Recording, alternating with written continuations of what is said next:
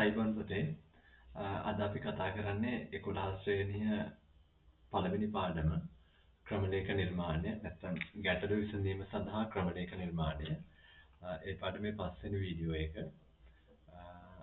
අපි බලමු මුලින්ම හඳුන්වනයක් කියන්නේ කුමක්ද කියලා. හඳුන්වනයක් කියන්නේ මොකක්ද කියලා. දැන් ක්‍රමලේඛයක් නිර්මාණය කරනකොට ක්‍රමලේඛය අඳුරගන්න දෙන නම තමයි හඳුන්වනයක් කියලා කියන්නේ. මේක ක්‍රමලේඛයකට දෙන නමක් වෙන්නත් පුළුවන්, නියතයකට දෙන නමක් වෙන්නත් පුළුවන්, නැත්නම් විචල්‍යයකට දෙන නමක් වෙන්නත් පුළුවන්. නැත්නම් ක්‍රමලේඛයක්, විචල්‍යයක්, නියතයක් හඳුන්වා දෙන්න භාවිත කරන නම තමයි හඳුන්වනයක් කියලා කියන්නේ. නැත්නම් හඳුනා ගන්න දෙන නම. විචල්‍ය නියත කියන්නේ මොනවද කියලා අපි ඉදිරි පාඩම් වලදී කතා කරමු. ඊට පස්සේ දැන් හඳුන්වනයක් යොදනකොට හඳුන්වනයක් දානකොට අපි අනිවාර්යෙන් පිළිපදින්න ඕන නීති ටිකක් තියෙනවා. ඒ අනුව යෙදුවොත් තමයි නිවැරදි හඳුන්වනයක් වෙන්නේ. මේක ඔලෙවල් විභාගේ බහුවර්ණ ප්‍රශ්න වලට ගොඩක් අහනවා. පළවෙනි එක තමයි හඳුන්වනයක් යොදනකොට ඇවුරුණු පද භාවිත කරන්න බෑ. ඇවුරුණු පද කියලා කියන්නේ පැස්කල්නේ අපිට ඔලෙවල් වල තියෙන්නේ. 11 වසරේ පළවෙනි පාඩමේ තියෙන්නේ පැස්කල්. පැස්කල් ක්‍රමලේඛන භාෂාව නිර්මාණය කරන්න භාවිත කරපු වචන තමයි ඇවුරුණු පද කියලා කියන්නේ. එතකොට මේ ඇවුරුණු පද පාවිච්චි කරන්න බෑ හඳුන්වනයක් විදියට. උදාහරණයක් ගත්තොත් begin, end වගේ නම් පාවිච්චි කරන්න බෑ. ඒ වගේම අනිවාර්යෙන් ඉංග්‍රීසි අකුරකින් තමයි ආරම්භ කරන්න ඕන. ඒක සිම්පල් වෙන්න පුළුවන්, කැපිටල් වෙන්න පුළුවන්. මොනම හරි ඉංග්‍රීසි අකුරකින් තමයි හඳුන්වනය ආරම්භ වෙන්න ඕන. ඊට පස්සේ අකුරු ඉලක්කම් යොදනවා නම් ඒක පළවෙනි අකුරට පස්සේ තමයි යොදන්න ඕන. උදාහරණයක් ගත්තොත් 0.9 වෙනකන් ඕන ඉලක්කමක් දාන්න පුළුවන්. හැබැයි පළවෙනි අකුරට පස්සේ. ඊට පස්සේ යටිර භාවිත කරන්න පුළුවන් හඳුන්වන්නේ මුලට, මැදට, අගට ඕන තරකට භාවිත කරන්න පුළුවන්.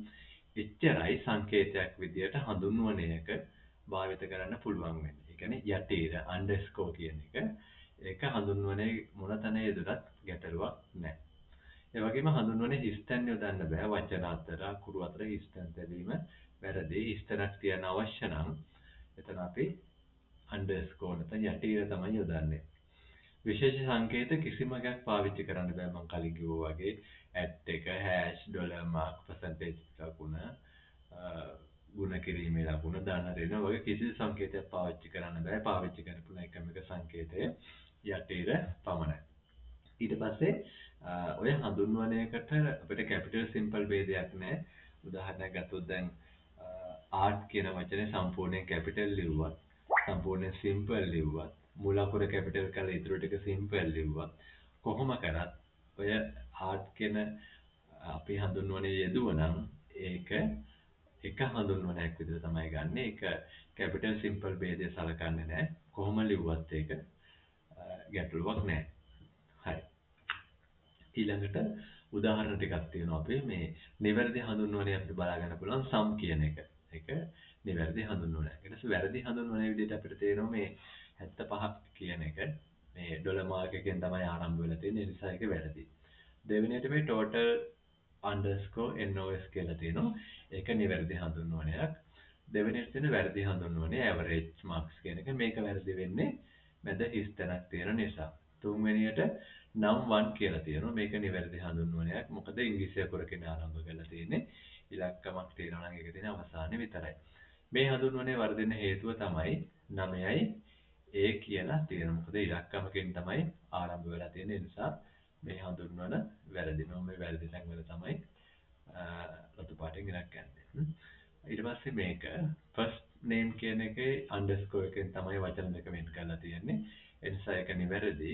last name කියන එකේ මෙන්න මෙතන මේ underscore එකක් නෙවෙයි සාමාන්‍ය dash එකක් තමයි පාවිච්චි කරලා තියෙන්නේ. ඍණ ලකුණ පාවිච්චි කරලා තියෙන්නේ. ඒ නිසා ඒ හඳුන්වනය වැරදි. ඇවුරුණු පද මම කලිනුත් කිව්වා.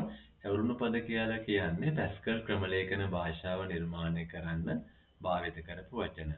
මේ ඇවුරුණු පද කිසිම විචල්යකට, නියතයකට හෝ ක්‍රමලේඛයක් හඳුන්වන්න පාවිච්චි කරන්න බෑ.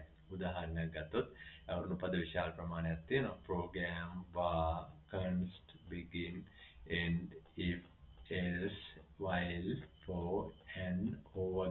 තමයි බහුලවම පාවිච්චි කරන්නේ. මේවා අපිට විචල්්‍ය නියත ක්‍රමලේඛ හඳුන්වන්න භාවිත කරන්න බෑ. ඇවුරුණු පද.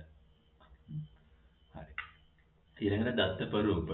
දැන් ක්‍රමලේඛයක් ක්‍රියාත්මක වෙනකොට ඒකේ දත්ත ගබඩා කරන වගේම ක්‍රමලේඛේ ක්‍රියාත්මක වෙලා අවසන් වුණාට පස්සේ ප්‍රතිඵල ගබඩා කරන්න අපි භාවිත කරන විවිධාකාරයේ දත්ත.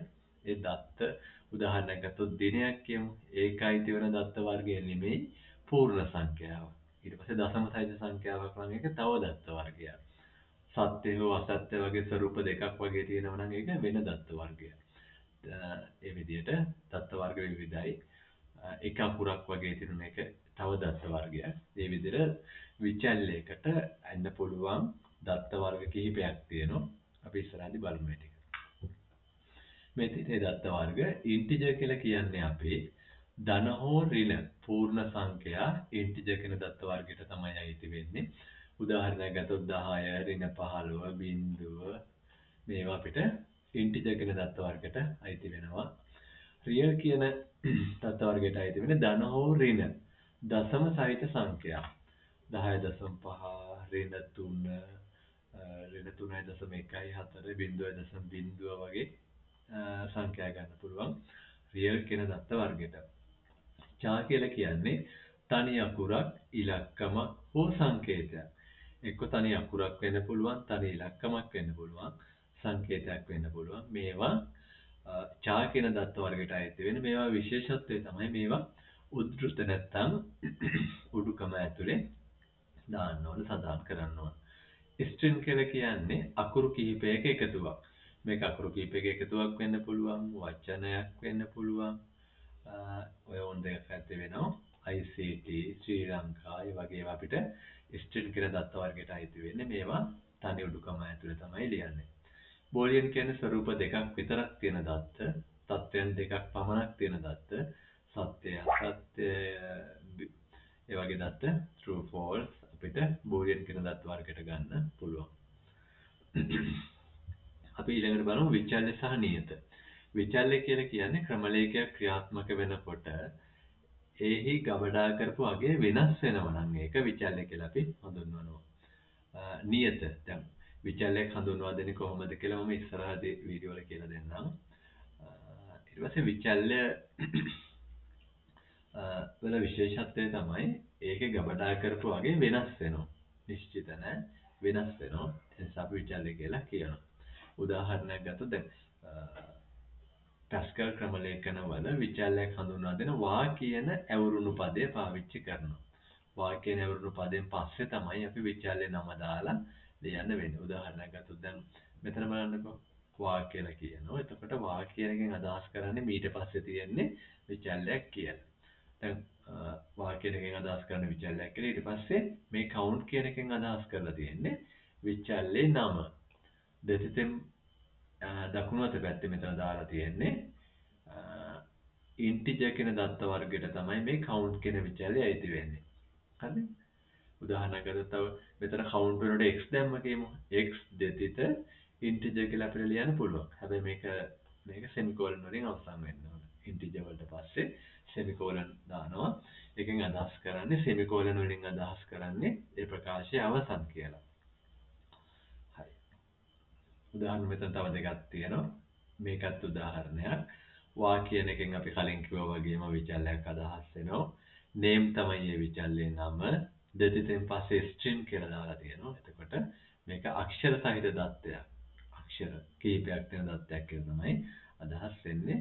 සෙමිකෝලන් වලින් තමයි මේකත් අවසන් වෙලා තියෙන්නේ. මේ කියපු හැම දෙයක්ම වැදගත්. සෙමිකෝලන් මෙතන දෙතිත වා කියන ඇවුරුණු පදය විචල්්‍ය නාමය අනිවාර්යෙන් තියෙන්න ඕන. නියත. නියත කියලා කියන්නේ ක්‍රමලේඛයේ ක්‍රියාත්මක වෙනකොට ගබඩා කරපු අගය වෙනස් නොවෙනව නම් ඒවා නියත කියලා තමයි කියන්නේ. ඒතර පැස්කල් වල විචල්්‍ය හඳුන්වා දෙන වා පාවිච්චි කරා වගේ නියතවල const කියන වචනේ තමයි පාවිච්චි කරන්නේ. නැත්නම් const කියන ඇවුරුණු පදය තමයි පාවිච්චි කරන්නේ. උදාහරණයක් ගත්තොත් මෙතන const කියලා තියෙනවා. එතකොට අපි තේරුම් ගන්න ඕන මෙතන තියෙන්නේ නියතයක්. ඊට පස්සේ max කියලා කියන්නේ පොතේ ඒ නියතයේ නම. නැත්නම් මේ නියතය අඳුරා ගන්න දීපු නම. සමානයි 100. එතකොට max කියන නියතයගේ 100යි කියලා තමයි මේකේ අදහස. මෙතන බලන්න මේ const කියන එකෙන් අදහස් කරන්නේ නියතයක්. phi කියලා තියෙනවා. ඒ කියන්නේ ඒකේ නම සමානයි 22.7 කියලා කියන්නේ ඒකට පවරපු අගය. මේක වෙනස් වෙන්නේ නැහැ. සමාන ලකුණ දාපු නිසා. const කියලා තියෙන නිසා. semicolon වලින් අර විදිහටම දෙකම අවසන් කරන්න ඕන.